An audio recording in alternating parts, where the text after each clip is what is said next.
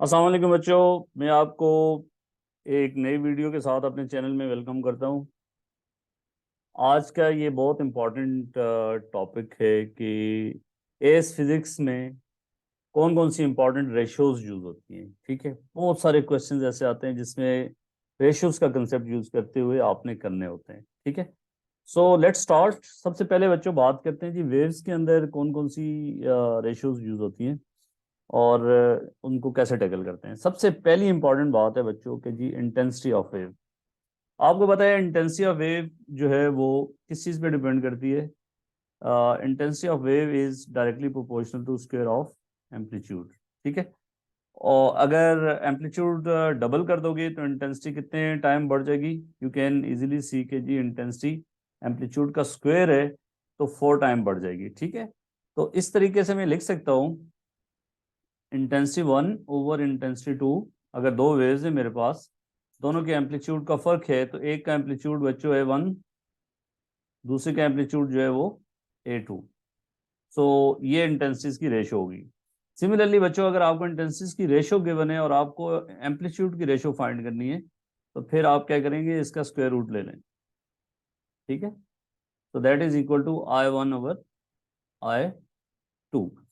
तो मतलब ये है कि इंटेंसिटी अगर 2 टाइम बढ़ाए, एम्पलीट्यूड 2 टाइम बढ़ाया है, तो इंटेंसिटी 2 का स्क्वायर 4 टाइम बढ़ेगी। ठीक है, और अगर इंटेंसिटी डबल हुई है तो एम्पलीट्यूड स्क्वायर रूट 2 टाइम बढ़ेगा। Okay, so this is very important कि जी इंटेंसिटी को अगर आप डबल कर रहे हो तो एम्पलीट्यूड क्या होना चाहिए, स्क्वायर रूट 2 टाइम जो है वो आपके पास। अगर स्क्वायर रूट 2 टाइम ए कर दें तो इसका स्क्वायर कर दें तो एम्पलीट्यूड इंटेंसिटी जो है वो आपकी क्या हो जाएगी, डबल हो जाएगी। ठीक हो गया बच्चों। So original intensity was proportional to a square, नई इंटेंसिटी जो है वो आपके पास 2A² होगी, तो वो 2 टाइम होगी। दूसरी अहम बात कि जी इंटेंसिटी आपके पास जो है वो प्रोपोर्शनल टू फ्रीक्वेंसी भी होती है। ठीक है, intensity is proportional to frequency.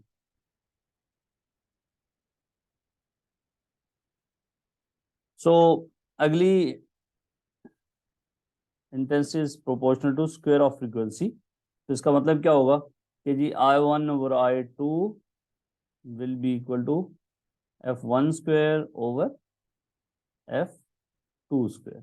ये बहुत कम दफ़ा पूछी गई बात है, लेकिन मोस्टली जो है वो एम्पलीट्यूड के साथ पूछता है।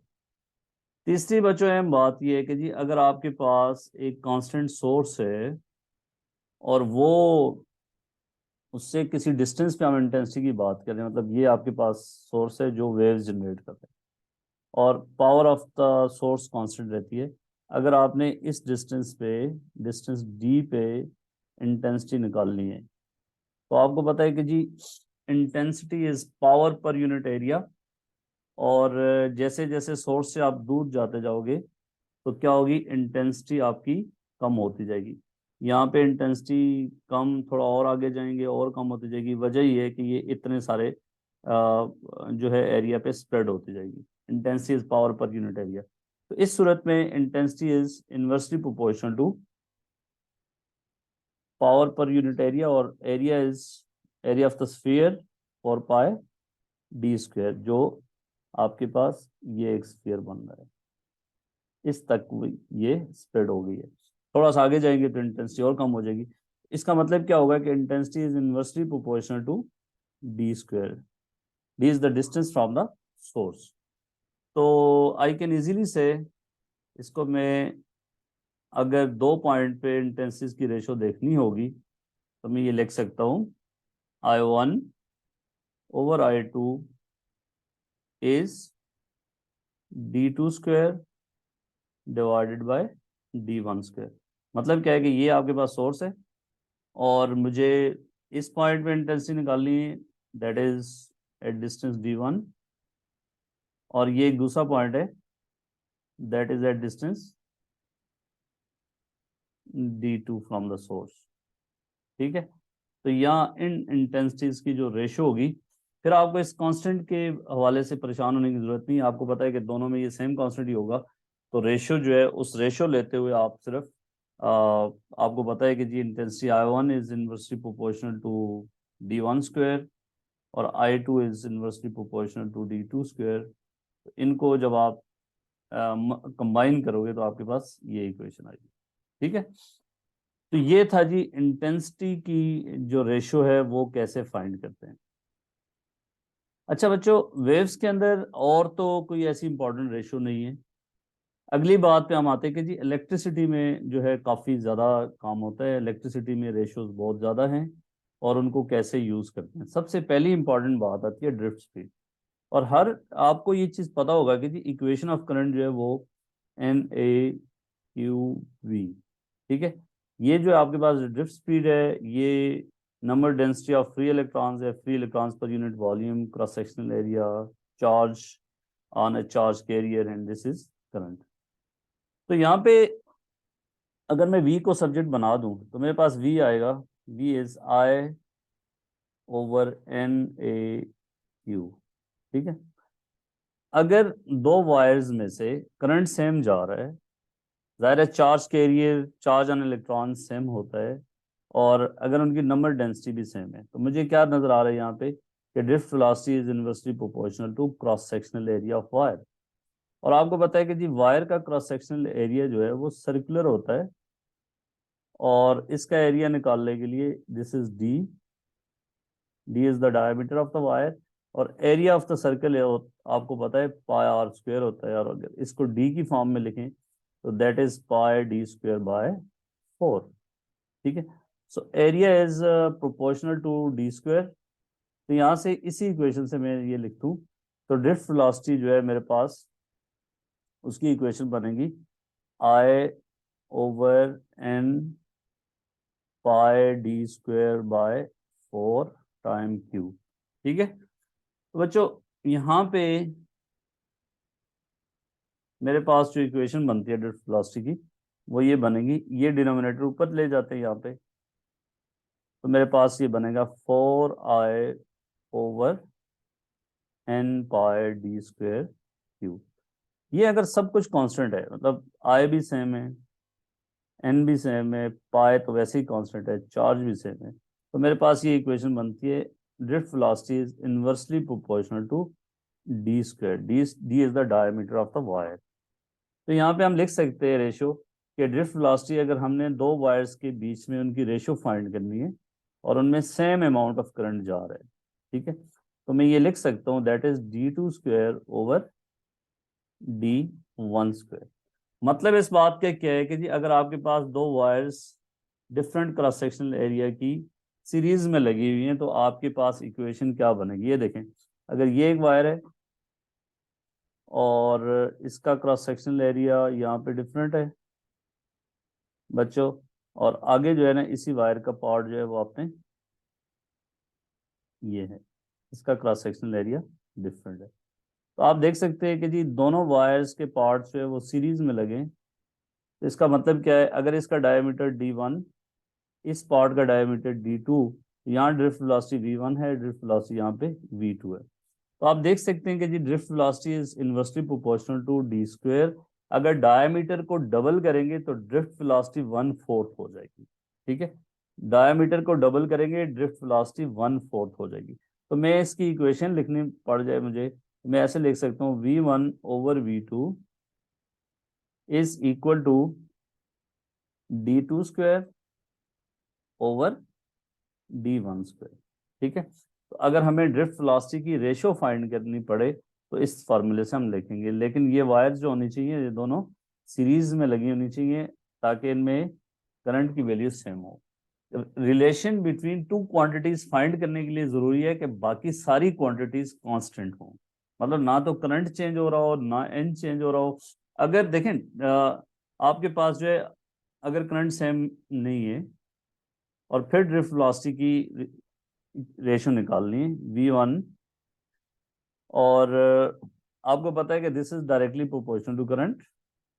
अगर हम कहते हैं सब कुछ इसमें चेंज हो रहा है, N भी डिफरेंट है, I भी डिफरेंट है, D भी डिफरेंट है, तो फिर क्या रेशो बनेगी बच्चों, V1/V2 इजीली आप लिख सकते हैं I1 के डायरेक्टली प्रोपोर्शनल है करंट के। ठीक है, और दूसरी इंपॉर्टेंट चीज ये होगी कि जी I1/I2 दोनों के करंट का फर्क है, और डायमीटर के क्या है, इन्वर्सली प्रोपोर्शनल है, तो d2 square over d1 square, और बाकी जो है वो n के भी इन्वर्सली प्रोपोर्शनल है, n2/n1।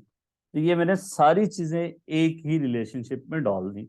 अगर करंट का भी फर्क है और नंबर डेंसिटी का भी फर्क है, डायमीटर का भी फर्क है, और आपको दिया हुआ है कि जी डायमीटर के अंदर ये रेशो है, एन के अंदर ये रेशो है, करंट के अंदर ये रेशो है, तो ड्रिफ्ट वेलोसिटी के अंदर रेशो फाइंड करें, तो फिर आप ये इक्वेशन लगाएंगे। ठीक है, इसलिए जब दो वायर्स अगर उनमें कोई एक चीज सेम है, जैसा कि यहाँ पे मैंने बात की ऊपर कि जी अगर उनमें करंट सेम है, सिर्फ डायमीटर का फर्क है ना, तो फिर आप ये रिलेशनशिप लगाएंगे। ठीक है, अगर वायर्स पैरेलल में लगी हुई हैं तो उसमें क्या होगा, उनमें करंट का भी फर्क आ जाएगा, तो वो उस रिलेशनशिप की भी तरफ हम चलते हैं कि जी देखिए अब अगली बात आ जाती है बच्चों, रेजिस्टेंस की क्या रेशियोज होती हैं और रेजिस्टेंस किस चीज पे डिपेंड करती है। आपको ये बात पता है कि रेजिस्टेंस ऑफ एनी वायर, ये वायर है, इसकी रेजिस्टेंस बच्चों किस चीज पे डिपेंड करती है, लेंथ पे और क्रॉस सेक्शनल एरिया पे। तो देखिए जी, resistance is directly proportional to length of this wire and inversely proportional to area of cross section. ठीक है, तो इस बात से ये बात समझ आती है कि अगर आपके पास दो वायर्स हैं, और इसको मैं मजीद अगर थोड़ा सा एक्सप्लोर करता हूँ, एरिया ऑफ क्रॉस सेक्शन जो होगा वो πd²/4। अब ये बात आपको समझ आ जानी चाहिए कि area of cross section circular form में एरिया ये कैसे होता है। तो बच्चों मेरे पास ये रिलेशनशिप बनता है ρl/πd²/4।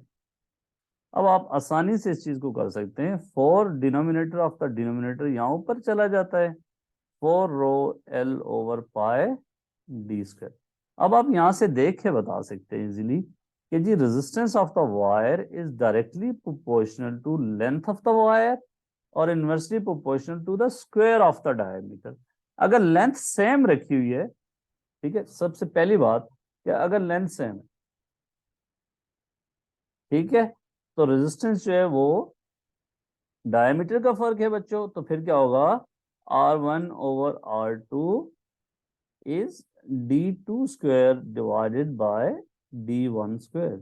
ठीक है, अगर आप डायमीटर को डबल करते हो ना तो रेजिस्टेंस 1/4 हो जाती है, अगर डायमीटर को हाफ करते हो ना तो रेजिस्टेंस 4 टाइम बढ़ जाती है। ठीक है, और अगर लेंथ का भी बच्चों फर्क है, किस चीज का फर्क है, अगर लेंथ का भी फर्क है तो आपको पता है फिर दोनों चीजें यहाँ पे आएंगी, L1 और साथ में बच्चों आएगा d2 square over d2 square.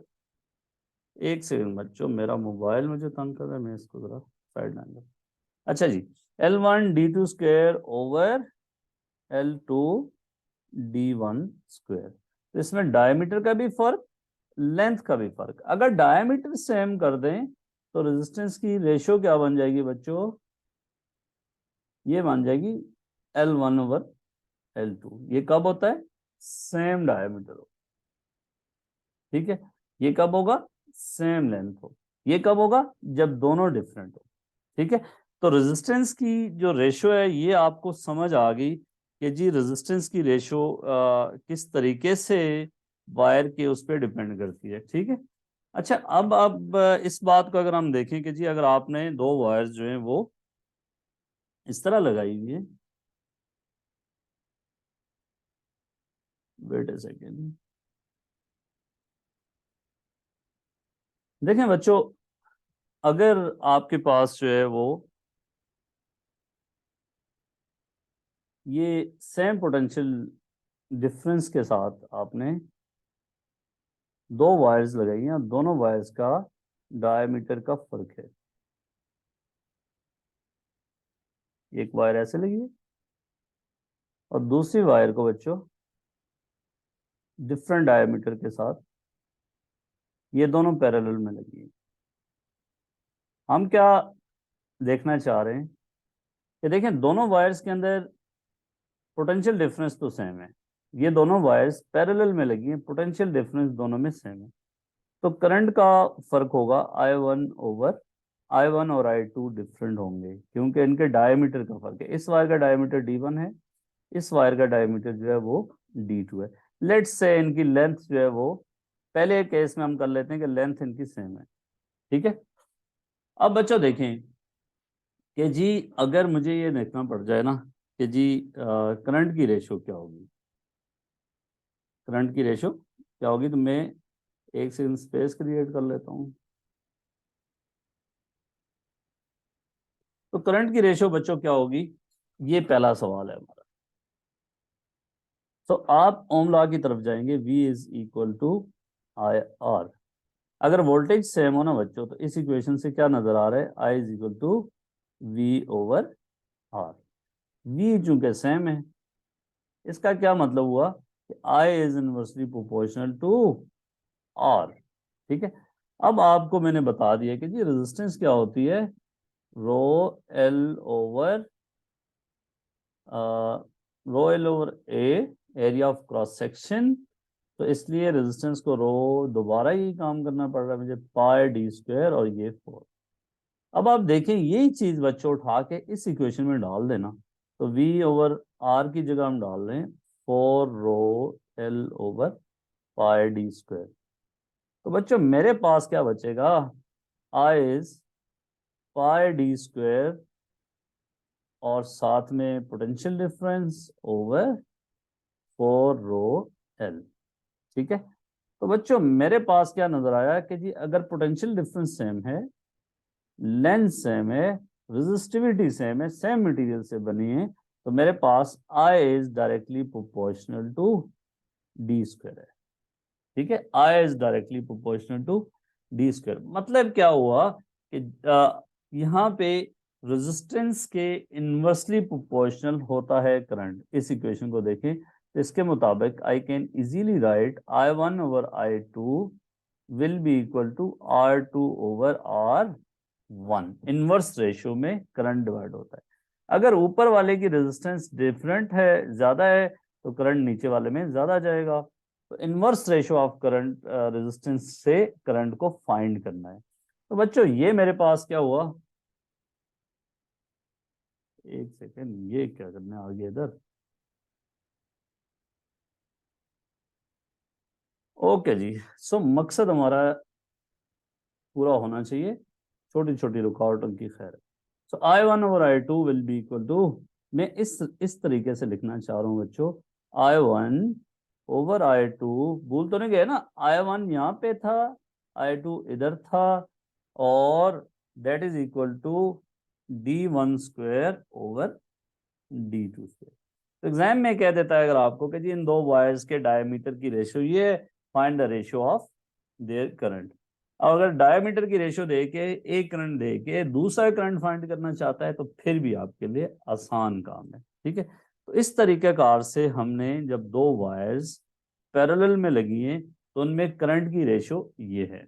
अच्छा यार, अगर करंट की रेशियो ये है ना, तो अगला काम आपने खुद करना है कि जी यहाँ पे अगर सेम मटेरियल की वायर्स हैं, ड्रिफ्ट वेलोसिटी की रेशियो फाइंड करनी हो, तो वो आप इस इक्वेशन की तरफ आएंगे, ठीक है। अब देख लें, ड्रिफ्ट वेलोसिटी इस इक्वेशन के मुताबिक, देखो सेम मटेरियल की वायर्स थी दोनों नीचे, तो N1 N2 सेम, डायमीटर का फर्क है, और क्या है, करंट की रेशियो का भी फर्क है। तो यहाँ पे करंट की रेशियोज को इनपुट कर लें, और साथ में ड्रिफ्ट वेलोसिटी की रेशियो आपको मिल जाएगी, ठीक है। तो इसलिए बच्चों यहाँ तक आपको कोई डाउट नहीं होना चाहिए। अच्छा यार, अगर मैंने बता दिया दो वायर सीरीज में लगी हैं तो करंट सेम होता है, दो वायर्स पैरेलल में लगी हैं तो करंट डिफरेंट होता है, पोटेंशियल डिफरेंस सेम होता है, वहाँ करंट की रेशो कैसे फाइंड करते हैं। और अगली हम बात करेंगे, अगर आप ये देखें कि पावर की रेशो कैसे फाइंड करते हैं। अच्छा यार बच्चों, पावर की रेशो फाइंड करने के लिए ना, पावर का फॉर्मूला होता है V इंटू आई, दूसरा फार्मूला होता है V is equal to I R, डाल देना बच्चों, तो that will become I square R. तीसरा होता है जी, इस आई की जगह V ओवर आर कर दें, तो मेरे पास वी स्क्वायर ओवर आर बचेगा। अच्छा यार सर, हमें नहीं पता चलता कि पावर का जब सवाल आए तो कौन सा फार्मूला इन तीनों में से डालना है, रेशियो फाइंड करनी है तो कौन सा फार्मूला डालना है, ये समझ नहीं आता। इसके लिए हम आपको यहाँ पे बताते हैं कि जी पावर की रेशियो सबसे इंपॉर्टेंट चीज ये आएगी कि अगर सबसे पहले बच्चों आपके पास दो रेजिस्टर जो है वो सीरीज में लगे हुए हैं, ठीक है, दो रेजिस्टर्स सीरीज में लगे और उन रेजिस्टर्स की रेजिस्टेंस जो है वो डिफरेंट है, that is R1 and this is R2, ये सोर्स की ये में ये है। अच्छा, अगर मुझे आपसे ये कहना होगा जी power in resistor 1 that is P1, power in R2 is P2, power dissipated, इनकी रेशियो फाइंड करनी है, तो आप कौन सा फार्मूला लगाना पसंद करेंगे, जरा सोचिए। तो फिर मैं आपको बता देता हूं इन दोनों रेजिस्टर्स में क्या चीज सेम है बच्चों, करंट सेम है, सीरीज में लगे ना। तो अब करंट सेम है तो मुझे ऐसा फार्मूला यूज करना है कि मुझे सिर्फ रेजिस्टर्स की रेशियो पता है, तो मुझे ऐसा फार्मूला यूज करना है कि जिसमें बाकी सब कुछ कट जाए, रेजिस्टेंस की रेशियो की फॉर्म में आ जाए। देखें ये क्यों नहीं यूज कर सकते कि पोटेंशियल डिफरेंस भी फर्क है यहाँ पे, और पोटेंशियल डिफरेंस का फर्क निकाल के वो भी हम रेशियो फाइंड कर सकते हैं इजीली, कोई मसला नहीं है। और इस फार्मूले के तहत लेकिन प्रेफरेंस दी जाएगी इस फार्मूले की। वजह यह कि करंट सेम है तो मैं लगाऊंगा पावर P1, करंट सेम हो ना बच्चों तो power is directly proportional to resistance, अगर क्या हो आई सेम हो। ये कैसे सर आपने कह दिया, यहां से आपको नजर आ रहा है, ठीक है। तो मैंने क्या करना है, P1 over P2 will be equal to बच्चों R1 ओवर R2। घबराना तो आपने बिल्कुल नहीं है, पेपर में अगर एक दो सवाल नहीं आते तो कोई परवाह ना करें, आराम सुकून से बाकी सवालों को टैकल करें और जितना आप कॉन्फिडेंटली काम करेंगे इतना अच्छा ग्रेड आएगा। तो पावर पावर की रेशियो जो है, power is directly proportional to resistance है, ठीक है। अच्छा यार सर, अगर इनकी पोटेंशियल डिफरेंस की रेशियो फाइंड करनी पड़ जाए तो दो रेजिस्टर बच्चों जब सीरीज में लगे ना तो पोटेंशियल डिफरेंस जो है वो की रेशियो सेम होती है। करंट सेम हो तो आपको पता है V is equal to I R होता है, आई चूंकि सेम है तो potential difference is directly proportional to resistance. तो सर मैं इजीली लिख सकता हूँ, आप ना भी बताएं, V1 over V2 is R1 over R2, ठीक है। तो अगर आप ये फार्मूला भी लगा देते तो आपको पोटेंशियल डिफरेंस की रेशियो पता चल गई है, तो ये इसमें प्लग इन करें तो आपके पास यही फार्मूला आना चाहिए, ठीक है। अच्छा यारो बात सुनो कि अगर सीरीज में इस तरह की सिचुएशन हो तो आपने कंपैरिजन करने के लिए उनकी जो है पावर का आई स्क्वायर आर वाला फार्मूला लगाना है। अच्छा, अगर ये दो रेजिस्टर्स के डायमीटर का फर्क है ना, यहाँ ऐसे मटेरियल के लगे हुए डायमीटर का फर्क है, तो ये अब आप खुद सोचें, इसका डायमीटर D1 है, इस वायर का डायमीटर D2 है, तो फिर जो है ना पोटेंशियल डिफरेंस की रेशियो क्या होगी। हम ऑलरेडी बात कर चुके हैं कि अगर करंट सेम हो तो रेजिस्टेंस आपको पता है resistance is inversely proportional to D square होती है, ठीक है। तो बच्चों बात सुने कि जी अगर आपको ये पता चल गया कि जी रेजिस्टेंस डी स्क्वायर के इनवर्सली प्रोपोर्शनल है तो यहाँ से आप खुद लगा सकते हैं कि आगे डायमीटर की फॉर्म में पोटेंशियल डिफरेंस कैसे लिखेंगे, ठीक है। तो कोई मसला हो तो नीचे जरूर कमेंट में लिखिए, मैं आपको आंसर दूंगा। दूसरी अहम बात कि जी अगर रजिस्टर आपके लगे बच्चों किसमें, पैरेलल में लगे, तो फिर पावर को कंपेयर करना पड़ जाए, फिर कौन सा फार्मूला लगाना पसंद करेंगे। ये देखें, ये दो रजिस्टर बच्चों पैरेलल में लगे, ये सोर्स के साथ, इसकी रेजिस्टेंस R1, इसकी resistance R2, power dissipated in register R1 and power dissipated in register R2 की रेशियो फाइंड करनी है। अच्छा यार बच्चों, अब आपने कौन सा फार्मूला लगाना है, चूंकि इन दोनों रेजिस्टर्स के क्रॉस पोटेंशियल डिफरेंस सेम है तो कौन सा फार्मूला लगाएंगे, आप प्रेफर वही करेंगे कि एक चीज सेम है, तो power is V square over R, तो power is inversely proportional to resistance. Okay बच्चों, बड़े आराम से आप ये बात लिख सकते हो कि P1 over P2 will be equal to R2 over R1। अगर आपको रेजिस्टेंस की रेशियो दी हुई है, पावर की रेशियो पूछता है, तो आप इस तरीके से इसको फाइंड करेंगे। अच्छा, मैंने आपको ये चीज तो बड़े आराम से बता दी कि रेशियो मेथड इलेक्ट्रिसिटी में कैसे यूज होता है। रेशियो मेथड जो है वो आपका वहां पे कैसे यूज होता है, वेव्स के अंदर। ठीक है। दूसरा इंपॉर्टेंट बात कि जी अगर आपके पास ये है पोटेंशियोमीटर का सर्किट है, ये सेल है, ये बेट जिसकी ईएमएफ हमें गिवन है, और हमने ये सर्किट होता है ना उसका बच्चों, अगर ये रेजिस्टेंस वायर लगी हुई है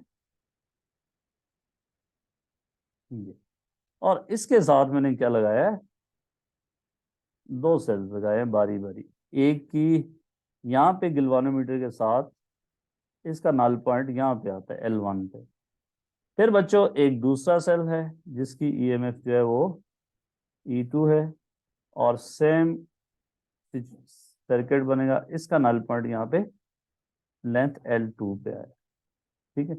इसकी E1 ओवर E2 की रेशो फाइंड करनी है ना, तो मुझे पता है कि E1 और E2 की रेशो जो होगी वो L1 ओवर L2 के बराबर होगी, बशर्ते कि इस रास्ते में कोई और रजिस्टर नहीं लगा हुआ। ठीक है। तो ये आपने इस सिचुएशन को ऐसे हैंडल करना है। अच्छा यार बच्चों, अब हम बात करते हैं कि जी आपके पास डिफॉर्मेशन में आपको रेशोज कहाँ इस्तेमाल करनी पड़ती हैं। बहुत इंपॉर्टेंट बात है। आपको पता है जिस जो यंग मॉडुलस होता है उसको कैपिटल ई से भी वो कर सकते हैं या वाई से। आपको पता है ये स्ट्रेस ओवर स्ट्रेन होता है। Stress is force over area, strain is change over length, change in length over original length. तो यहाँ बच्चों मेरे पास इसको मैं थोड़ा सा सीधा करके लिख दूं ना, तो मेरे पास ये बनेगा एफ एल ओवर ए ई। अच्छा, अच्छा बच्चों मैं एक्सटेंशन को सब्जेक्ट बना लेता हूँ, ई स्मॉल, स्मॉल ई जो है वो एक्सटेंशन है, तो मेरे पास ये इक्वेशन बनेगी एफ एल ओवर ए कैपिटल ई। अच्छा बच्चों, एरिया जो है ना वो वायर वायर अगर मेरे पास है तो क्रॉस सेक्शनल एरिया जो है वो ये बनेगा। तो मैं इसको थोड़ा सा सीधा करके लिख देता हूँ, और अब इतना शॉर्टकट में खेल सकता हूँ बड़े आराम से, मुझे पता है कि अब आप इस काबिल हो गए। अच्छा, ये देखें बच्चों, अगर दो वायर्स हैं, दोनों वायर्स की लेंथ सेम है, फोर्स सेम अप्लाई की है, यंग मॉडुलस सेम है, तो डायमीटर का फर्क है ना, तो एक्सटेंशन हम जनरली लिख देते हैं extension E1 over extension E2 force के प्रोपोर्शनल है, F1 ओवर F2 लेंथ के प्रोपोर्शनल है, L1 ओवर L2, और डायमीटर के इनवर्सली प्रोपोर्शनल है, D2 square over D1 square, और यंग मॉडुलस के भी इनवर्सली प्रोपोर्शनल है। तो मेरे पास ना ये रिलेशनशिप आएगा। अच्छा यार, अब अगर उसने कह दिया कि जी यंग मॉडुलस सेम है, तो ये रेशो गई 1। अच्छा जी, लेंथ भी सेम है, ये भी गई, फोर्स भी सेम अप्लाई किया गया, ये भी गई। तो फिर आपके पास ये सारे केसेस इसी के स्पेशल केस होंगे। E1 over E2 will be equal to D2 square over D1 square. अच्छा यार बच्चों, अगर इसमें अब ये जनरल केस आ गया, अगर डायमीटर सेम है और लेंथ का फर्क है दो वायर्स में, तो आप एक्सटेंशन की रेशियो देखना चाह रहे हैं ना, तो जो wire extension is directly proportional to length, जो वायर जिसकी लेंथ ज्यादा होगी, अगर उस पर सेम फोर्स लगा रहे हैं, सेम डायमीटर है उसका, सेम यंग मॉडुलस है, तो एक्सटेंशन जो है वो डायरेक्टली प्रोपोर्शनल टू लेंथ होगी। ठीक है। तो ये एक जनरल सा फॉर्मूला आ गया। इसमें आप जो मर्जी चीज सेम कर दें, बाकी जो है उससे उसकी रेशो आप निकाल लेंगे।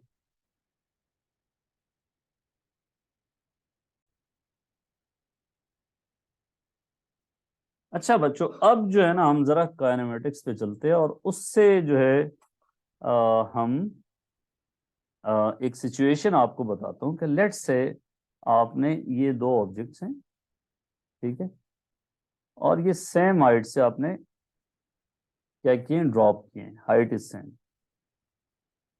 यहां से लेके यहां तक, और एयर रेजिस्टेंस इज नेग्लिजिबल। बच्चों इसको ड्रॉप किए, जहाँ पे ग्रेविटेशनल एक्सेलरेशन जो है वो आपके पास a1 है एक्सेलरेशन, और यहाँ पे एक्सेलरेशन जो है वो a2 है। समझ लें कि आपने दो डिफरेंट जगहों पे ड्रॉप किए, एक मून समझ लें और एक अर्थ समझ लें। यहाँ से बच्चों इधर तक आने का जो टाइम लगा ना, वो लेट्स से t1 लगा है, और इधर से इधर आने का टाइम जो है इस सब्जेक्ट का t2 लगा है। अब मुझे रेशो फाइंड करनी है। अगर मुझे एक्सेलरेशन की रेशो गिवन हो तो टाइम की रेशो कैसे फाइंड करेंगे? सिचुएशन समझ आई? तो मेरे पास ये इक्वेशन है, ड्रॉट फ्रॉम रेस्ट, तो इनिशियल वेलोसिटी दोनों की 0 है। मेरे पास ये इक्वेशन है, s is equal to u t plus of a t square. बच्चों तो u 0 है, आप देख लें s is equal to 1/2 a t square. इस इक्वेशन पे जरा गौर करें तो s सेम है दोनों का। इसका मतलब क्या हुआ कि जी एक्सेलरेशन एंड टी स्क्वायर जो है, इसको अगर मैं टी स्क्वायर को लिखूं तो ये बनता है 2s/a।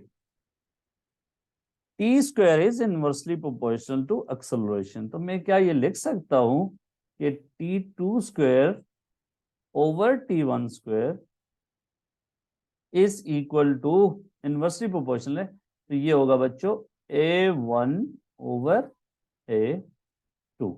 ये एग्जाम का एक क्वेश्चन था कि जी उसने कहा था मून पे और अर्थ पे सेम हाइट से एक ऑब्जेक्ट दो ड्रॉप किए गए हैं, तो उनके टाइम के अंदर रेशो फाइंड करनी थी, उनके एक्सेलरेशन की रेशो गिवन थी। तो बच्चों फिर अक्सर बच्चे स्क्वायर रूट लेना भूल जाते हैं, तो इसलिए a1/a2 स्क्वायर रूट।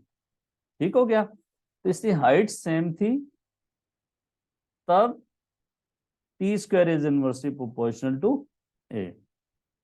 अच्छा, दूसरी इसमें इंपॉर्टेंट बात है कि जी अगर हमें हाइट का फर्क हो, ठीक है, और एक्सेलरेशन सेम हो, ये एक सिचुएशन के अर्थ के अंदर ही, अर्थ के ग्रेविटेशन फील्ड के अंदर ही एक ऑब्जेक्ट को ड्रॉप करते हैं, और आपको पता है कि जी इस ऑब्जेक्ट का हाइट जो है वो h1 है, ये दूसरे ऑब्जेक्ट को यहां से ड्रॉप करते हैं, इसकी हाइट का फर्क है h2, और एयर रेजिस्टेंस आपको पता है नेग्लिजिबल है, तब ये सारा काम होता है, इक्वेशन ऑफ मोशन एप्लीकेबल है। तो इनमें देखना यह है कि टाइम इसका अगर लगा है t1, इसका लगा है t2, तो टाइम में क्या रेशो बनेगी? तो वही equation s is equal to u t plus of a t square, u 0 height का फर्क, सो ए इज सेम, इसका मतलब है s is directly proportional to t square. ठीक है, तो हम ये लिख सकते हैं h1/h2 इज t1 स्क्वायर/t2 स्क्वायर। तो ये इंपॉर्टेंट बातें, और होपफुली आपको ये समझ आ गई होगी। और फिर भी किसी सवाल में या किसी सिचुएशन में मसला हो तो आप ज़रूर जो है वो नीचे वीडियो के कमेंट में आप अपना क्वेश्चन पूछ सकते हैं। ठीक है, ओके जी, see you in the next video इंशाल्लाह।